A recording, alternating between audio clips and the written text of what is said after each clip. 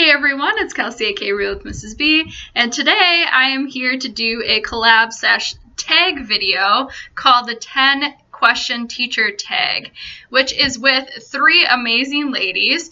First is Angie from Our Life on a Budget. I'm sure you all heard of her.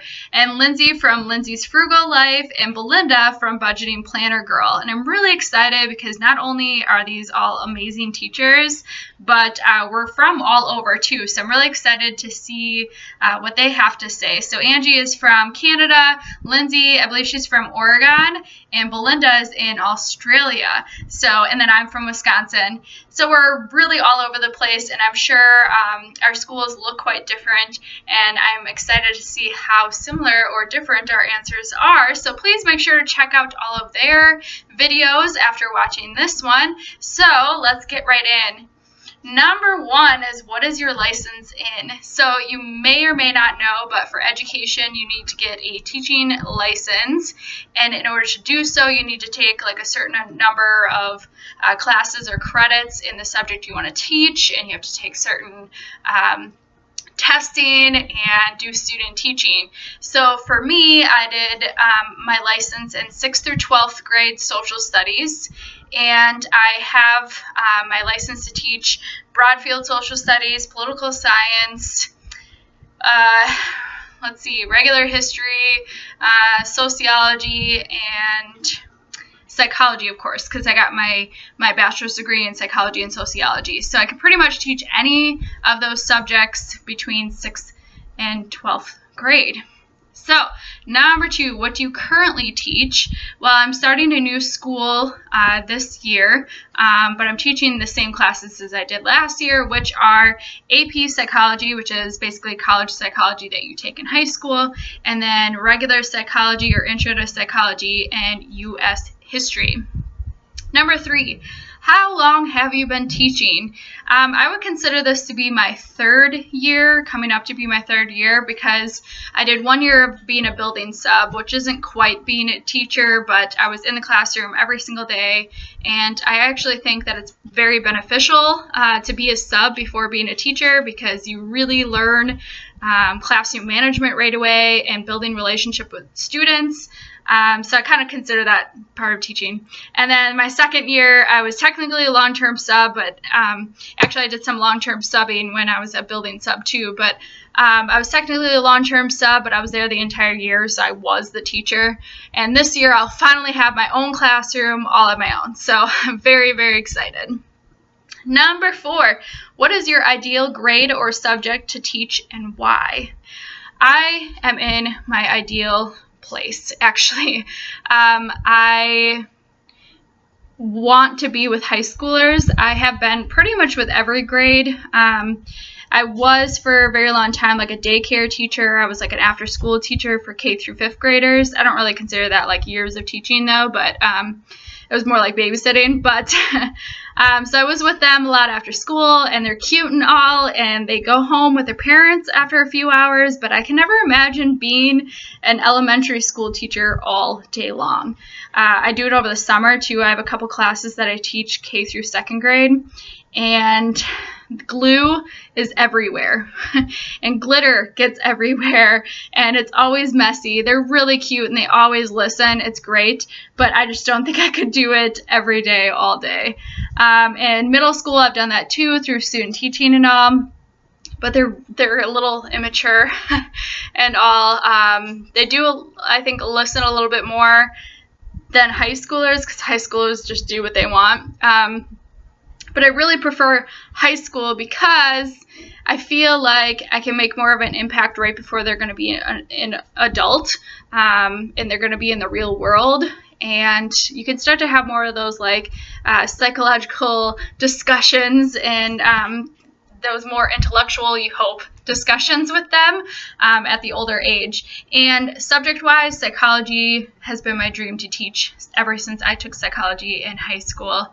I just think it's fascinating. I'm super passionate about it, and therefore it makes teaching it a lot more fun. So I'm in the ideal spot, and I'm very, very grateful for that. All right, number five, why did you want to become a teacher? I have always wanted to make a difference in the lives of others, a positive difference. And as a kid, I always played teacher with my younger sister. She's 4 years younger than me. I literally would give her homework so I could grade it, and I enjoyed it. So I felt like, I'm really good at organizing, and I'm kind of bossy. So becoming a teacher is just perfect. I can make a difference, and I really, really enjoy it. I love my job, and I'm very happy in it. So, all right, number 6, what are 3 advantages or likes of being a teacher?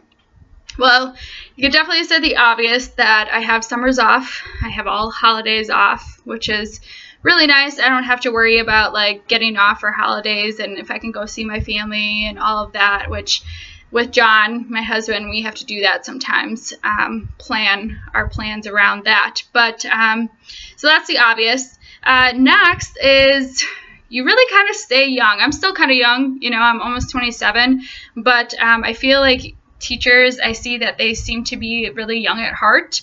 I feel like teaching keeps you in that mindset a little bit. I'm with high schoolers all the time, and you get really involved in all the things that they're doing, like homecoming and football games and spirit wear and like all that fun stuff that you did in high school. I actually really enjoyed high school when I was in high school, so I just feel like it just keeps you young. And then the third is I really do feel like I am making a difference, that I'm getting students excited about learning. I'm getting them excited about psychology, that maybe they will pursue that in the future. I'm getting them ready for the real world, that hopefully I'm making a positive impact on them, that they'll take some of the things that I said or how I made them feel into the future. So that makes me feel really good about myself too and what I'm doing in my job. All right, number 7. On the other hand, what are the 3 disadvantages or dislikes of being a teacher? Meetings, and more meetings. I feel like there's always a meeting. Last year we had, once a week that we had a professional development meeting, and they switched every single week. We would have staff meetings like once a month. We would have to have PLC meetings with like a team. There were just meetings all the time, and there was a lot of things to keep track of with those meetings. And then, of course, there's parent-teacher conferences, which are more meetings. And we get evaluations from our administration. So they come to observe your classroom, and then you have to have a meeting with them. So it's a lot of meetings. And then number 2 is testing. I'm pretty positive that a lot of teachers feel this way too, is there just seems to be a lot of standardized testing, and it seems to change all the time. And sometimes it doesn't feel like your heart's really into it, that it's necessary to do. I feel like all kids do learn differently and show what they've learned differently, and standardized testing just doesn't work the same with everyone, and it is a lot of pressure both on students and teachers to perform well on them for college purposes and their future. Sometimes people make it seem like you're only going to get into a good college if you get this score on your ACT, otherwise you're not good enough, or on your AP testing you have to get this to get into the college you want. And then for teaching, it's kind of like budgeting wise, like the school really wants to do well for budgeting, and it's just a lot of pressure on testing, and it really takes away from classroom time. There were several days in which I was proctoring exams and instead of teaching, and then those kids were missing out on that. So I feel like there should be a better way. Number 3 is that the work really never ends. I really get annoyed when people say that, like, oh, teachers have it so easy, they have summers and everything off. Well, not really though. Like, we work 50, 60, 70 hours during the school year, and even over the summer, I mean, I'm going to like a 5-day training. I'm, you know, researching stuff for my classroom and reading books and doing all this other stuff. And then during the school year, every single day I'm taking home grading. I am taking home lesson planning, trying to do things better. There's always something. I really feel like at the end of the week, it's not like I have a to-do list that I finished, I checked off everything, because there's literally always lesson planning and grading to do. All right, number 8. During the school year, what does your typical daily routine look like? Well, I try to get up fairly early. I don't know if this sounds gross, but I shower about every other day, just so I can sleep in a little bit longer every other day. And I get up, and I'm not usually a breakfast person, but get ready. And then I try to get to work early because I don't want to be stressed out about making it in time. And then I'm usually getting stuff ready for the day, like putting our daily routine or our daily agenda on the board, getting all my Google Slides and things ready, my notes, getting my copies ready, things like that all in the morning. And then we kind of, as teachers, I think, at least in the beginning, you don't really have a lunch. So it's like boom, boom, boom all day long. We do get a prep period, but that period is usually used for, you know, grading, lesson planning, preparing for the next classes, organizing stuff, sending in more copies. So it's kind of like boom, boom, boom. It goes by really quickly, though. That's really nice. And then after school, I usually stay at school a little bit longer and work on things before leaving, and then figure out what my plan is for the night, what I have to get done at home. And I like to do stuff before I make dinner, because I feel like once I make dinner, and then I sit down to like watch something, I'm kind of pooped out. So I try to get everything done before then. But then Fridays normally were a night in which I had wine night, and then Saturday was my one free day, and Sundays then were still work day. You know, I was going grocery shopping and all, and I was preparing for the next week. All right, number 9, how do you spend your holidays and summers? Well, I haven't had that many holidays and summers because I'm fairly new to teaching then, but I like to spend them with family. And then summer, I have a big to-do list of all these things I should or want to do, and I try to do as much of them as I can, but that usually doesn't always happen. Like, I want to read all these books, and I've read one book over the summer that I wanted to read, because I just feel like I'm de-stressing and enjoying my time, because it feels like it's like boom, boom, boom all the time during the school year. So, all right. But I'm still doing, like I said, a work training and all that in August. So, all right, number 10, what are your 3 must-have teacher supplies?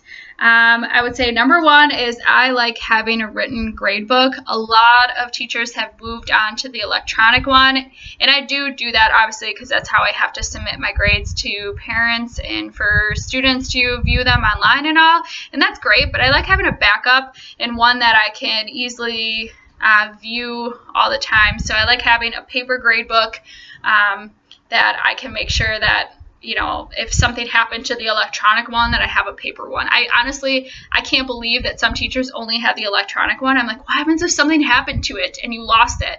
Or you accidentally put in the wrong grade, because it's very easy to do that sometimes. Like, it stresses me out. So I need to have a paper grade book.